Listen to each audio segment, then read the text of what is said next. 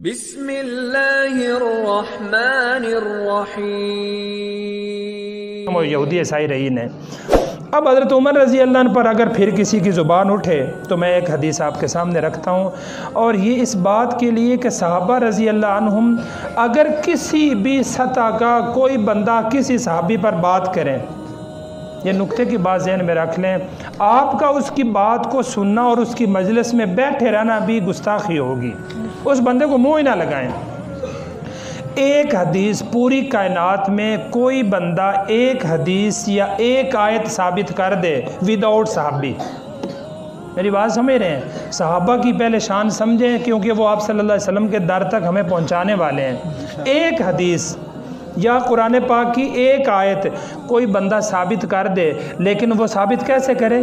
کسی صحابی کے بغیر، یعنی صحابی کا واسطہ نہ۔ بھئی صحابہ کے بنا دین ہے ہی کوئی نہیں۔ آپ صلی اللہ علیہ وسلم یہ امانت کس کو دے کے گئے ہیں؟ باعتماد لوگوں کو، اور وہ صحابہ رضی اللہ عنہ میں ایک ہم دین آپ صلی اللہ علیہ وسلم بما صحابہ کا مانتے ہیں، کیونکہ آپ صلی اللہ علیہ وسلم نے کیا فرمایا؟ علیکم بسنتی وسنت الخلفاء الراشدین المہدیین۔ اپنے محسنین کو چھوڑ کر کبھی بندہ کامیاب نہیں ہوتا۔ اور یقین مانیں، جتنے آپ صلی اللہ علیہ وسلم کو صحابہ پیارے ہیں نا، صحابہ کی جماعت اتنا شاید کسی کو پیار ممکن ہی نہیں ہے، کوئی مثال ہی نہیں ہے دنیا میں۔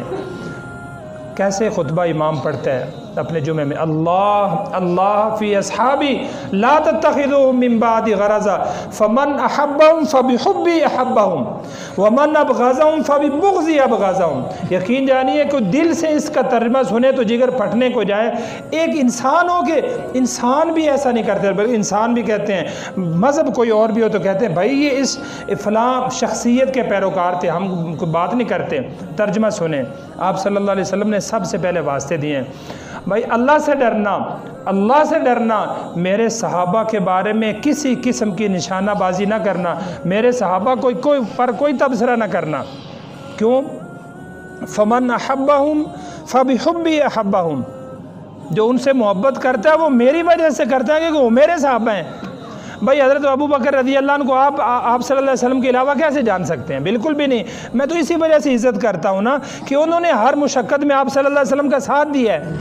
فَبِحُبِّي أَحَبَّهُمْ۔ جو ابو بکر سے محبت کرتا ہے وہ میری محبت کی وجہ سے کرتا ہے۔ وَمَنْ أَبْغَضَهُمْ، یہ کہنا بڑا آسان ہے، اللہ فَبِبُغْضِي أَبْغَضَهُمْ۔ جو میرے کسی بھی صحابی سے بغض رکھے گا، حقیقت وہ مجھ سے بغض رکھتا ہے۔ اور یہ بات بھی سیدھی ہے کہ وہ کہتے ہیں تو نے کس استاد سے پڑھا ہے؟ تیرا استاد ہی ایسا ہوگا، تیرے ماں باپ ہی، اٹیک تو وہیں آتا ہے نا۔ تو اگر کسی صحابی پر، اس کی فہم پر، اس کی فراست پر، اس کی دیانت پر، اس کی عدالت پر سوال ہوا تو وہ سیدھا معاذ اللہ ایک واسطے کے ساتھ باریک طریقے سے آپ صلی اللہ علیہ وسلم کی تربیت پر سوال ہے۔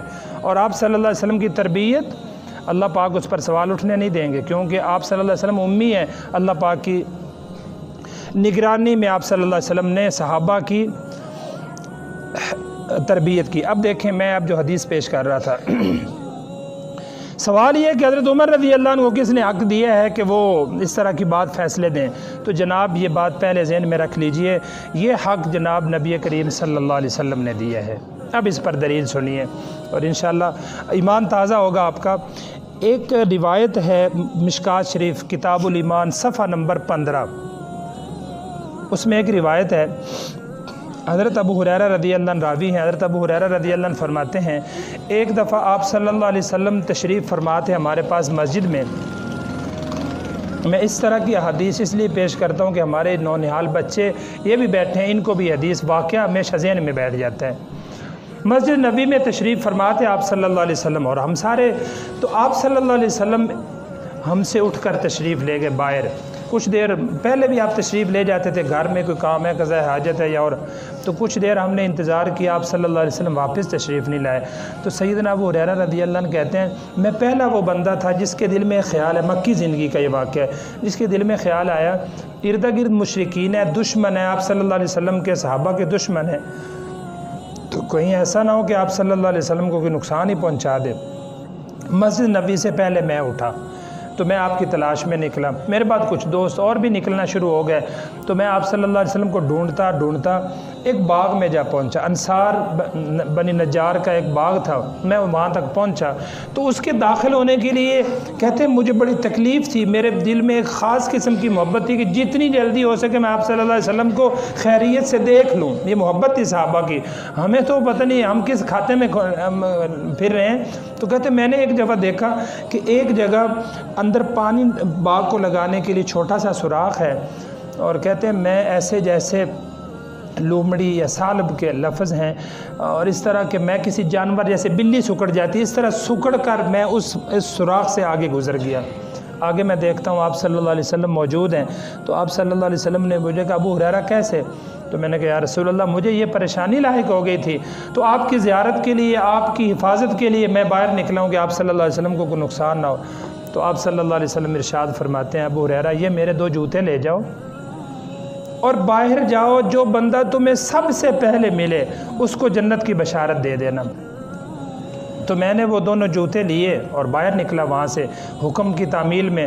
تو سب سے پہلے جس بندے سے میری ملاقات ہوئی وہ عمر بن خطاب رضی اللہ عنہ تھے۔ میں نے ان سے کہا، بڑے توجہ سے سنیں، یہ بڑے فیصلہ کن، یہ میں ایک دلیل کے طور پر حدیث پیش کر رہا ہوں۔ تو میں نے جا کر سیدھا کہا، میں نے کہا حضرت آپ کو جنت کی بشارت ہو۔ آپ صلی اللہ علیہ وسلم فرمایا تم جنتی ہو۔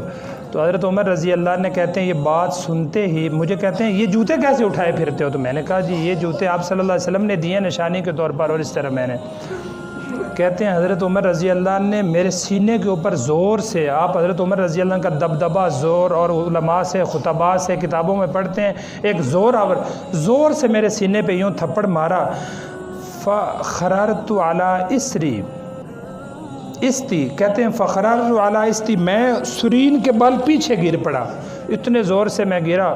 اور جو حدیث کے الفاظ ہیں وہ ان کا ترجمہ میں آپ کو کہتے ہیں میں اتنا شدت سے رویا، اتنی میری چیخ نکلی کہ اتنے زور سے مجھے تھپڑ پڑا۔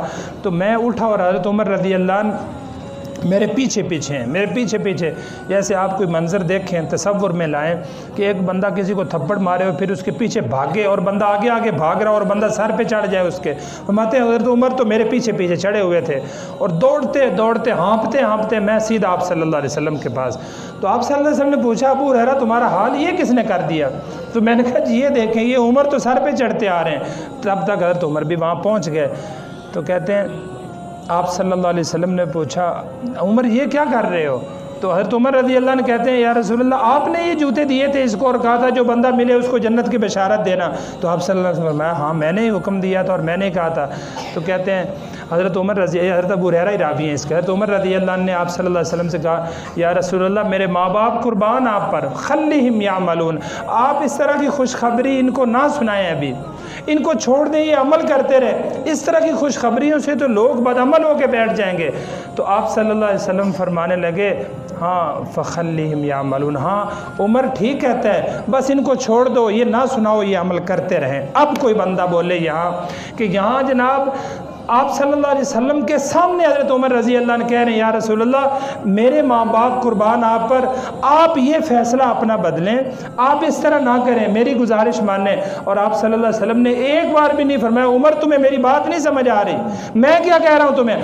آپ نے ابو ہریرہ کو فرمایا ہاں خلیہم یعملون، آپ اٹھائیں مسلم شریف کو، آپ اٹھائیں مشکات شریف صفحہ نمبر 15 کتاب الایمان مسلم شریف کو، یا وہاں یہ حدیث ہے جناب نبی کریم صلی اللہ علیہ وسلم نے اپنی زندگی میں اپنے اس وزیر کو عمر بن خطاب رضی اللہ عنہ کو یہ حق دیا تھا کہ تیری دیانت کو اللہ پرکھ چکے ہیں، تیری امانت کو اللہ پرکھ چکے ہیں، تیرے امتحان اللہ لے چکے ہیں، تیری فراست کو اللہ پرکھ چکے ہیں، جو فیصلہ تم کر دو اللہ پاک اس فیصلے پر اپنا فیصلہ بدل دیتے ہیں۔